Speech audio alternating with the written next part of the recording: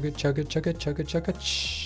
All aboard your tech news, games, and deals caboose. Radeon 7 is now orderable today for the launch day, and we're going to talk about some reviewers' benchmarks. And then we also have 2 game bits with Division and Crackdown at the end.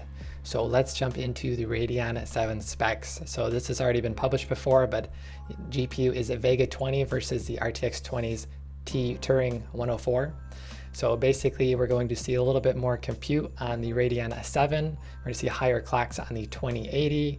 And then the big part for the Radeon 7 is the 16 gigabytes of HBM2 memory, which is basically double the memory bandwidth at 1 terabytes per second. So that's a big thing with the Radeon 7. So creators and higher resolution gaming should get a bump from that. And also the TDP, so the watt is 300 watts versus 225, so it's going to be a little more power hungry than the Nvidia counterpart. It's going to have 3 fans to cool off all the heat. So let's jump over. And here is the main, this is from actual AMD's own numbers. This is the VRAM usage in certain applications. So the RTX 2080 with its 8 gigs is going to be a little bit hindered, and then the Radeon 7 is going to be able to stretch past 12.9 gigabytes in Far Cry, it looks like. And I would assume some of these are at 4K. So Black Ops 4, 11.9 gigabytes, and then Adobe's at 10 and 11 gigs for 4 and 8K. So pretty interesting. And basically some games in the future will be needing 11 gigabytes like the Division 2, which is, I believe, betaing today. So that's at 4K 60 FPS if you want to get the best performance. This is from Ubisoft's requirements.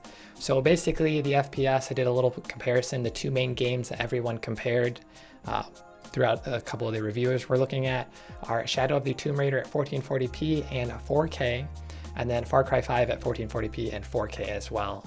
So the first game we're going to look at is Shadow of the Tomb Raider, and it looks like at 1440p, the lower resolution, it looks like Team Green is winning 82 versus 84, so a 2 FPS gain, and then a 9 FPS game from Pulse Hardware. And then Gamers Nexus also is 87 versus 99 frames per second. And that is Radeon 7 versus the 2080 on the right. So at 4K, we get a little bit of a bump. Let's check out some of these numbers really quick. This is from Jay's 2 cents. And he is clocking the Radeon 7 at around 82 FPS. So that is for 1440p. And then he also adds some of the other graphics cards like the 1080 Ti for reference. But then we have also Pulse Hardware at 4K with 47 FPS for the Nvidia and 45 for the Radeon 7. So basically at 1440p, the lower resolution, the extra 16 gigabytes of HBM2 isn't really stretching its legs. And then we start seeing it tie a little bit more at 4K, so 45 FPS versus 45 for Shadow of the Tomb Raider. And then again, Nvidia is still winning a little bit from the other benchmarks, Pulse Hardware at 47 and 57 for Gamers Nexus. So these are the different, and they all did mostly DX12. They did the high presets, ultra settings and stuff like that.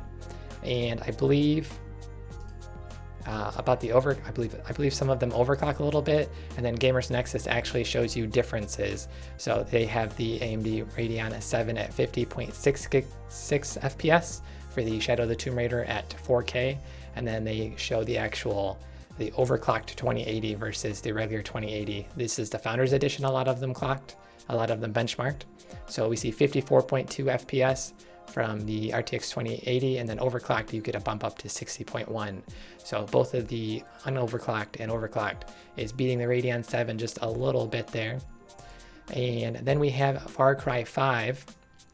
So this is where the Radeon 7 beats it in one of the benchmarks for Far Cry 5. And basically at 1440p, Nvidia is still winning 4 FPS from Gamers Nexus, and then about an 8 FPS, 12 FPS from Hardware's Canucks, and then a little bit it's starting to tie from NNN Tech.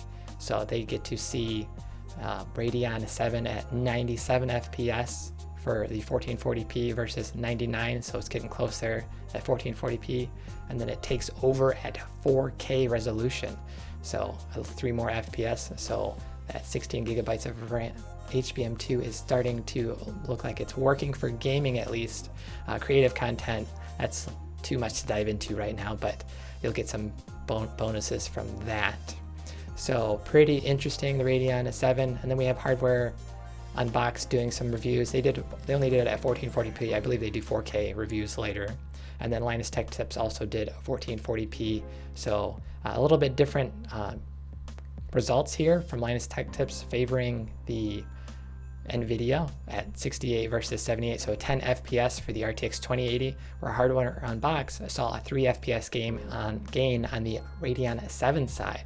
So interesting conflicting results there. Their settings weren't exactly matched, obviously, and this is like an average I kind of did of their different benchmarks. So pretty interesting. We'll have to see if the Radeon 7 can do more in higher demanding titles coming out this year, like the Division 2. Looks like they're showing that more VRAM is going to be good. Possibly Anthem might be using a little bit more VRAM. And plus, if you go higher resolution, if you look for 4K ultra-wide monitors, when those start coming out, that's even a higher resolution. So we could see bonuses from that. So it looks like Nvidia is pretty much the winner here for most games, unless you're going to that higher resolution, or possibly you'll have to wait for some more benchmarks from different games like the Division 2 and Anthem and a couple other games coming out this year. Actually, just in a couple of weeks, a bunch more games are coming out. So you'll probably want to wait if you're going to decide on which one you're going to buy and see what actually is going on. Also, there are a bunch of issues with the Radeon 7s. A lot of the reviewers are finding some computers are restarting and stuff. Overclocking seems pretty difficult. So specifically, we have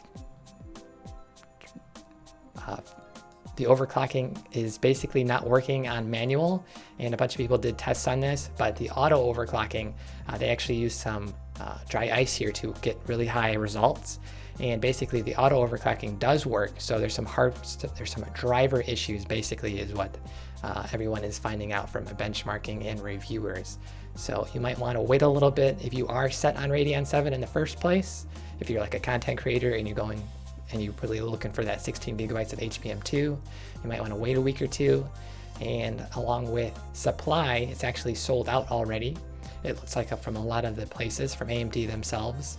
And specifically about this, a couple people mentioned it was around for a couple of hours before it was actually sold out from like AMD.com and like Newegg and such, but it took a little bit longer than other instances of cards selling out within 10 minutes and you're not being able to get it for weeks.